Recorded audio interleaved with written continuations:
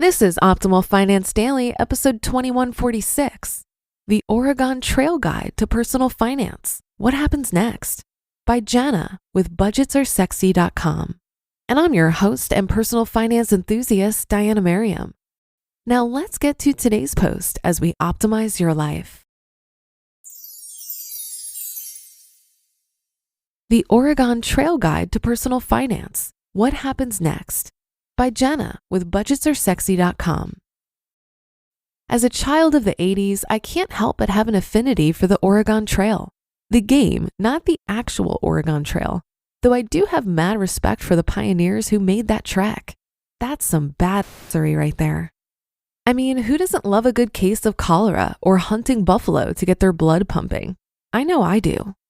But did you also know that while we were fording the river, trading for oxen, and buying bullets, we're also learning about personal finance?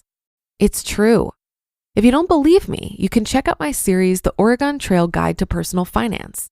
But I'm not here to promote that, even though it's really awesome and you totally need to read it.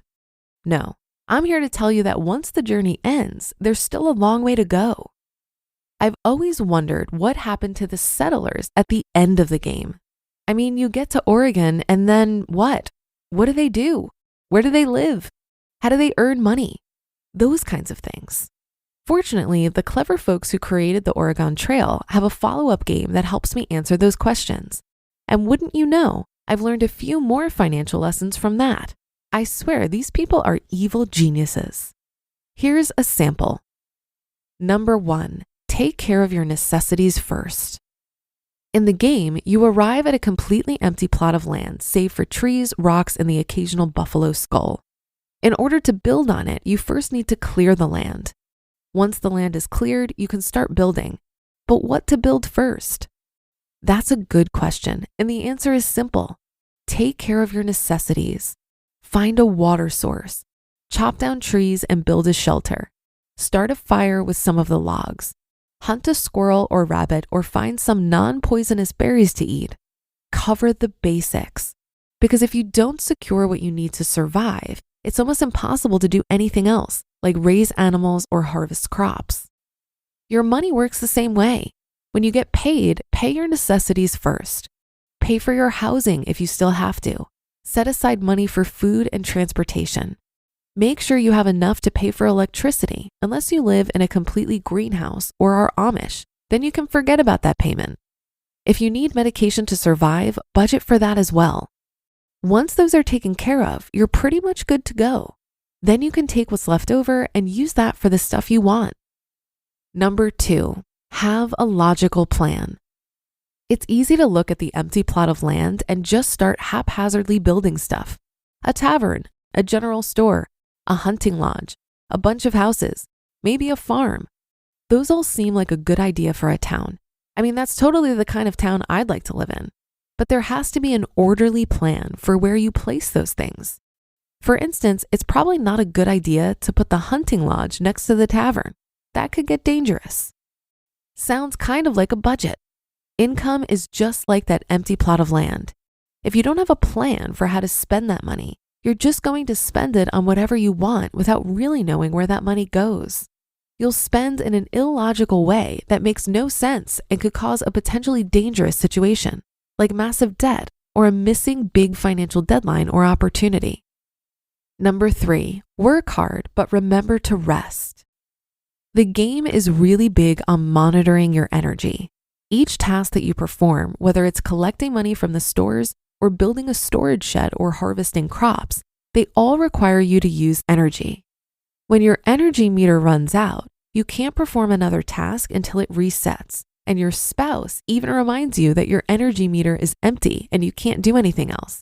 Thanks, nagging spouse. Sometimes you'll work really hard and get an energy bonus, but mostly the work just depletes what you've stored up. When you're trying to build a successful town, it's hard and sometimes painful to rest. You want to keep working and working until you have nothing left to give.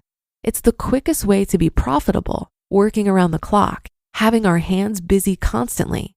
But that's also an easy way to burn out and make some potentially unpleasant mistakes, like forgetting to craft some medicine and your pioneer dies. Oops. Whether you're self-employed, work for someone else, work in the home, or have some other work situation, it's important that you allow yourself to take a day off. Resting boosts your ability to perform at the top of your game. Resting allows you to recover, prevents you from burning out, and helps you avoid mistakes. Resting gives you a mental break, and often during your rest, you'll find a solution to a problem that's been nagging you. Resting affords you the time to be proud of your accomplishments. And most importantly, resting gives you the opportunity to connect with your friends and family, which is more important than anything. And number 4, be kind to your neighbors. One way to build up your town and earn rewards is to visit neighboring towns and help the townspeople with their chores. You get rewarded in little hearts that allow you to obtain a bonus trip to the prospecting field, where you get to blow up rocks with dynamite, which is awesome. You get visitors to your town, allowing your businesses to be more profitable. It also helps to build relationships, so in the event of a flood or stampeding buffalo, you can get some help rebuilding your broken town. Everyone wins. In real life, the game's neighbors are our networks. It's important to have good, solid relationships with your family, friends, and your community. Because in the event of a tragedy or unemployment or starting a new business, these are the people that you'll turn to for help. They're the ones who will come to your aid and support you. The nicer and more helpful you are to people, the broader your network becomes. And honestly, you never know what kind of opportunity can arise as a result of that network. I love games that make me think. Yes, I'm a huge nerd, particularly games that make me think about money. Because in addition to the lessons learned here, there's the whole earning, budgeting, and spending money element to the game that makes it even more challenging. But that's a whole different post. You just listened to the post titled The Oregon Trail Guide to Personal Finance. What Happens Next? By Jenna with budgetsaresexy.com. I really enjoyed this article because it challenges an assumption I hear a lot, which is that you should keep pushing to increase your income, decrease your expenses, and invest the gap until you reach financial independence. This idea that you're not able to relax until you're financially independent fails to notice the financial freedom you open up along the way to FI, and I don't agree with it. While financial independence is what we're all striving towards eventually, whether that be for early or traditional retirement, I believe the milestones along the way can release some pressure and make the journey more sustainable and more enjoyable. Debt freedom to me is the first step and has been the most enjoyable step in my journey. Funding a retirement fund brings some security into the equation, and then perhaps you get to a place like me where you're coast-fi and gain peace of mind knowing that you no longer have to save for traditional retirement. When you have 1 to 2 years of living expenses accessible, you have what we like to call FU or peace out money.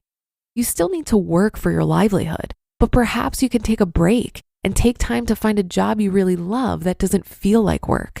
Or you can make the leap to self-employment like I did. The point is, the milestones on the path to FI open up just as many options as actually reaching financial independence. So why not take advantage of them? One thing I've realized about money is that it's only as valuable as your clarity on how you'll use it and your comfort level with how much is enough. If your approach is just to get more of it, perhaps you're missing an opportunity to ask bigger questions about the role that money plays in your life. And that will do it for another edition of Optimal Finance Daily. Have a great day. Thank you for listening. And I'll be back in just a second with our weekly bonus episode. So I'll see you there where your optimal life awaits.